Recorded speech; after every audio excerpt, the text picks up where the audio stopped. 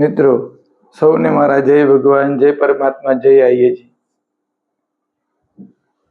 આપણા દેશનું સૌભાગ્ય એવું કહેવાય કે આપણા દેશની અંદર એવા મહાન મહાનુભાવ હાલમાં પણ જો વિચરી રહ્યા હોય તો આપણે એમની કદર કરવી પડે। મિત્રો, એક એવા સંત અને સંન્યાસીની વાત હું કરવા જઈ રહ્યો છું। એવા સંત અને સંન્યાસી હાલ પણ 94 વર્ષની ઉંમરે ગુજરાતની અંદર પેટલાદની પાસે એમના ભક્તિનિકેતન આશ્રમની અંદર દંતાલી ગામમાં હાલ પણ એ હાજર છે। મિત્રો, ઇતિહાસે બહુ બધા જ સંતોને, મહંતોને, મહાનુભાવોને ખૂબ અન્યાય કર્યો છે। સુકરાત એટલે કે સોક્રેટિસ જેવાને ઝેર આપ્યું, ઈસુ ખ્રિસ્ત જેવાને જીવતા જીવ ફાંસીના સૂળીએ ચડાવી દીધા અને પછી કદર કરી। એમના મૃત્યુ પછી કદર કરવામાં આવી, પણ એ બહુ મહત્વનું નથી। મહત્વની એવી વસ્તુ છે કે એમના જીવતા જીવ કદર કરવાની આપણને ખબર પડે। આપણે એમના જીવનના સમયની અંદર એમને ઓળખી શકીએ। તો આવા એક વિરલ સંત, સંન્યાસી સંત,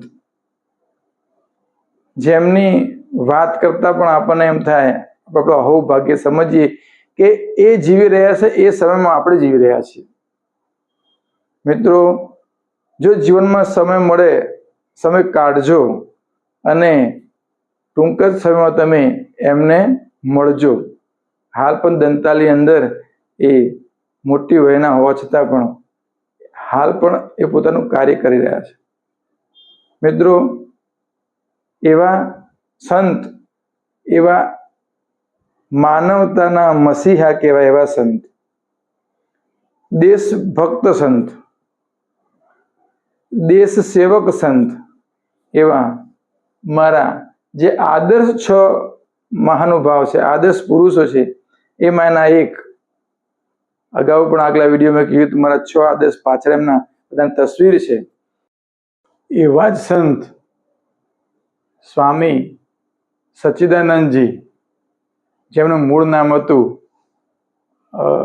નાનાલાલ મોતીલાલ ત્રિવેદી, અને પાટણ જિલ્લાની અંદર, ગુજરાતની અંદર પાટણ જિલ્લાની અંદર મોટી ચંદુર ગામમાં, એટલે આજની તારીખ 22 એપ્રિલ અને સાલ હતી 1932માં એમનો જન્મ થયો હતો।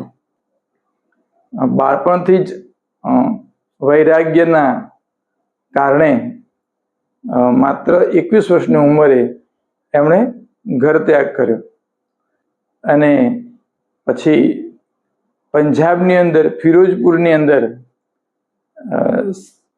સ્વામી મુક્તાનંદના એ શિષ્ય બન્યા। પછી એ વારાણસીની અંદર સંસ્કૃત વિશ્વવિદ્યાલયમાં એમણે અભ્યાસ કર્યો અને પ્રથમ ક્રમાંકે આવ્યા। એમને સુવર્ણચંદ્રક પણ એનાયત કરવામાં આવ્યો। એ વેદાંત આચાર્ય બન્યા। મિત્રો, હાલ 150 જેટલા પુસ્તકો એમના હાથે લખાયા છે। મારે તમને એક ખાસ કહેવું જરૂર લાગે છે કે આપણા દેશની અંદર 6.5 લાખ ગામડાઓ છે અને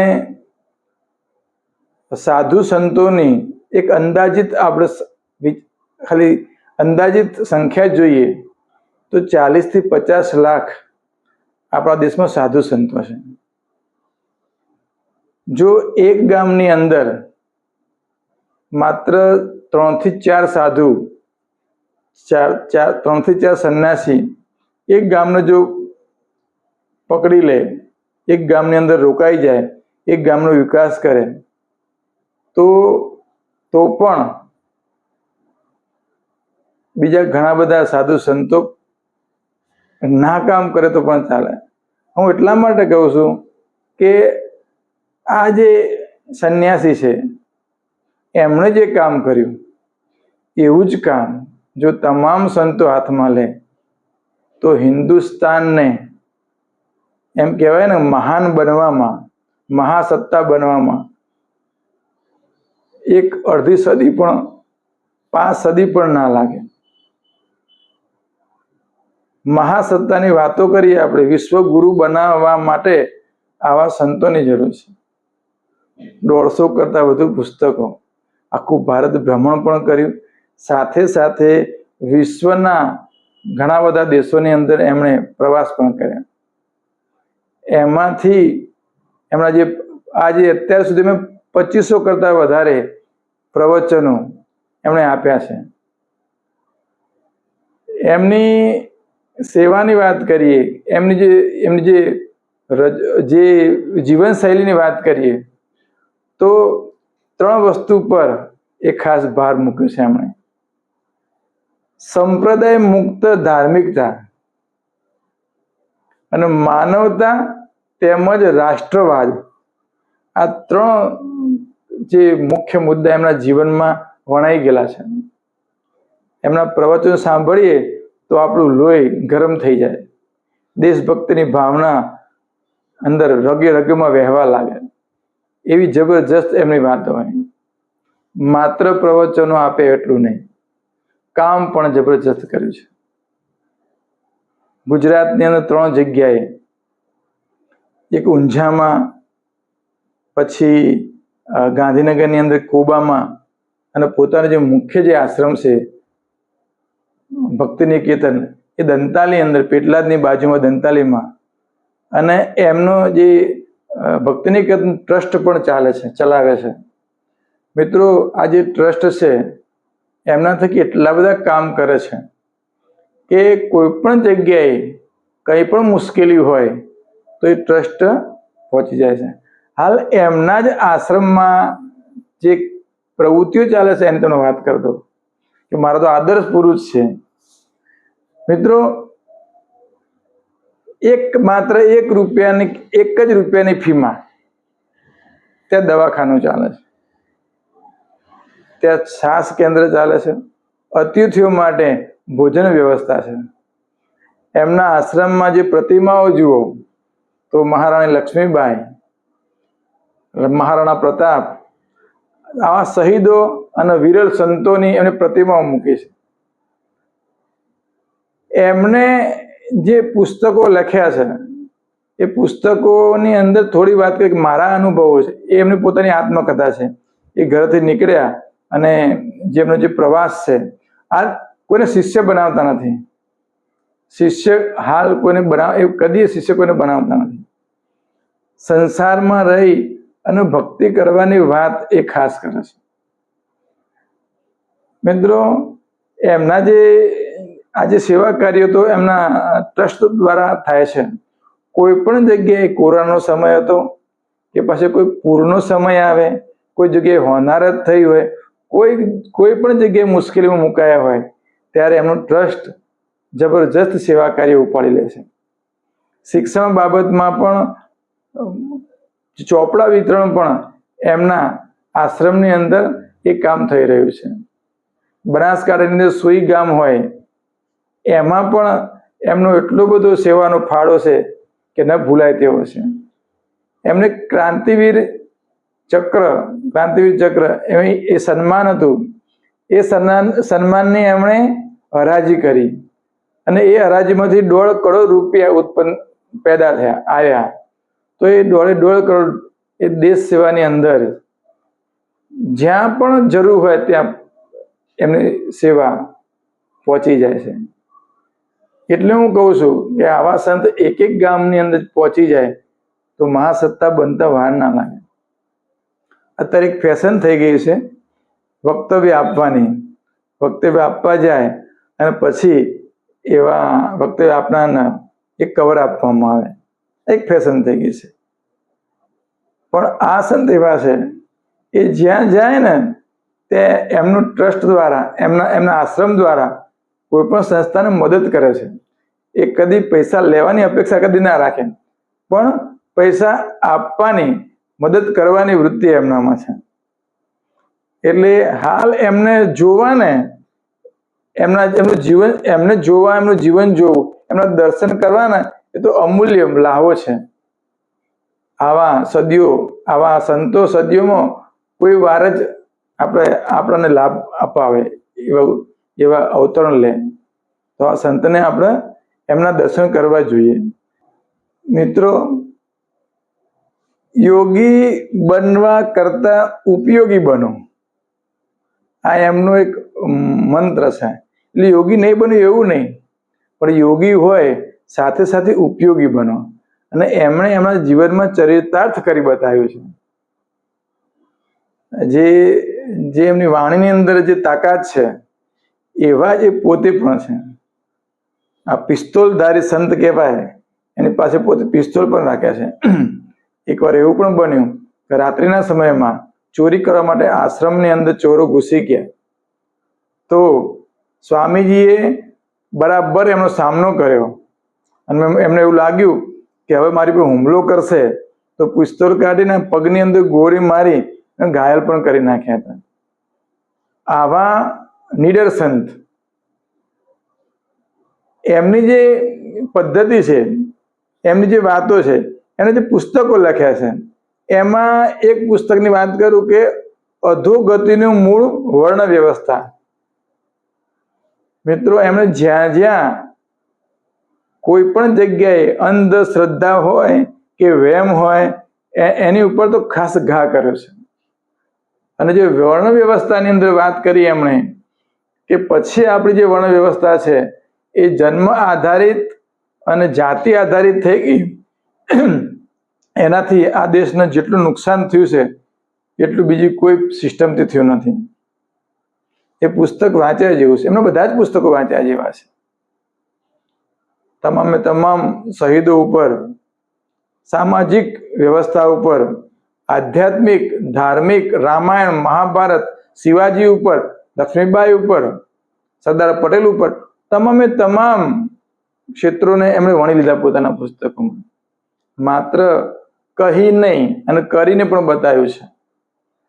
તો આ જે વર્ણવ્યવસ્થા ઉપર ઘા કર્યો, એમણે એવું કીધું કે જ્યારે આ કર્મ આધારિત માંથી જ્યારે જન્મ આધારિત અને જાતિ આધારિત વર્ણ વ્યવસ્થા થઈ, એના કારણે માત્ર 1%માં 4% ગણીએ, 4 ભાગ ગણીએ તો એક જ ભાગમાં ક્ષત્રિયો રહ્યા. જે 3 ભાગ હતા એમણે દેશની સુરક્ષા માટે કંઈ જ ના વિચાર્યું. એટલે જ્યારે પણ આક્રમણ વિદેશીઓના થયા, ત્યારે એક જ ભાગ એ લડવામાં, એની અંદર બી શત્રુની અંદર જે દીકરાઓ, નાના દીકરીઓ બાદ કરી નાખીએ, સ્ત્રીઓનો બાદ કરી નાખીએ, તો જે પુરુષોની સંખ્યા કેટલી રહે. એટલે આપણને જે બહુ મોટું નુકસાન થયું છે આ વર્ણ વ્યવસ્થા, અધોગતિનું મૂળ વર્ણ વ્યવસ્થા છે. ક્યારેક આપણે વધારે વાત નહીં કરી શકીએ આ વિડીયોમાં, પણ એમના પુસ્તક વાંચજો, એમના પ્રવચનોની સીડી પણ મળે છે. મિત્રો, નર્મદા નદીના કિનારે સ્ટેચ્યુ ઓફ યુનિટી આપણે જોઈ રહ્યા છીએ, અને જગતની જે અજાયબીઓ છે એમાંથી હવે એક અજાયબી બની છે. વિશ્વની સૌથી ઊંચી પ્રતિમા, સરદાર પટેલની જે પ્રતિમા છે, એનું જે મૂળમાં છે ને, આ સ્વામીજી છે. એમનો સંકલ્પ હતો કે સરદાર પટેલનું સ્ટેચ્યુ બનાવવું. અને એ પછી એ વર્તમાન મુખ્યમંત્રી આપણા નરેન્દ્રભાઈ મોદી, એની સાથે વાત થઈ, ચર્ચા થઈ, અને એમણે કીધું આવું હું વિચારી રહ્યો છું. ત્યારે મોદી સાહેબે કીધું કે સ્વામીજી, હવે આ તમારો જ શુભ સંકલ્પ છે ને, એ મારો શુભ સંકલ્પ બનશે, અને તમે જે વિચારો છો એના કરતાં વિશેષ અમે આ બાબતમાં કામ કરશું. એ વચન આપ્યું અને મોદી સાહેબે વચન પાળ્યું પણ ખરું. એટલે આવા જે સંત છે ને, એમને 2022ની અંદર ભારત સરકારે એને પદ્મ વિભૂષણનું સન્માન આપ્યું, એમને સન્માનિત કર્યા છે. મિત્રો, એટલા માટે મારે જે 6 આદર્શ પુરુષો એટલા માટે છે કે એમના જીવનમાંથી કંઈક ને કંઈક જબરજસ્ત શીખવા મળ્યું છે. બીજા ઘણા બધા મહાપુરુષો છે, જે 6 મહાપુરુષ છે મારા આદર્શ મહાપુરુષ, મારા ગુરુતુલ્ય કહેવાય. મારા સદગુરુ છે એ ભગવાન શ્રી કૃષ્ણ છે, પરંતુ જે મારા ગુરુ છે અને આ ગુરુ હાલ પણ વર્તમાનમાં વિચરી રહ્યા છે. એટલે ખાસ એટલા માટે તમને વિનંતી કરું છું કે સમય મળે તો તમે 100% મળે એમ નહીં, સમય કાઢી અને તમે એમના દર્શન કરવા જજો. જો મેં અગાઉ પણ કીધું કે જો સાચા સંતો હોય, સાચા સંન્યાસીઓ હોય, બરાબર, તો એમની કદર એમના સમયમાં જ કરવી પડે. એમને જે કંઈ સન્માન આપવું હોય એમના સમયમાં જ આપવું પડે. મિત્રો, દયાનંદ સરસ્વતીથી શરૂ કરી અને વિવેકાનંદ, જે આવા જે સંતો છે ને, એ પોતાનો ચોકો રચીને બેસી નહોતા રહ્યા. સમાજ કલ્યાણ માટે, લોકોના કલ્યાણ માટે, દેશના કલ્યાણ માટે એમણે ખૂબ બહુ જ મહેનત કરી છે. એવા જ એમની સમકક્ષ કહી શકાય, બરાબર, એવા જ સંત આપણને મળ્યા છે. અને ગુજરાતનું પણ અહોભાગ્ય છે અને આ દેશનું પણ અહોભાગ્ય છે. તો મિત્રો, એમના દર્શને જરૂર જજો, એમની સાથે ચર્ચા કરજો, એમની સાથે વાત કરજો, પ્રશ્નો પૂછજો, તો તમને એમાંથી જે ક્રાંતિકારી જે વિચારો મળશે, તો ન ભૂતો ન ભવિષ્યથી એવા વિરલ સંત છે. મિત્રો, એવા મારા આદર્શ પુરુષ સંત સંન્યાસી સચ્ચિદાનંદજી મહારાજની આજે જન્મ જયંતિ છે, તો એમને હું સતત વંદન કરું છું. સૌને મારા જય ભગવાન, જય પરમાત્મા, જય આયજી.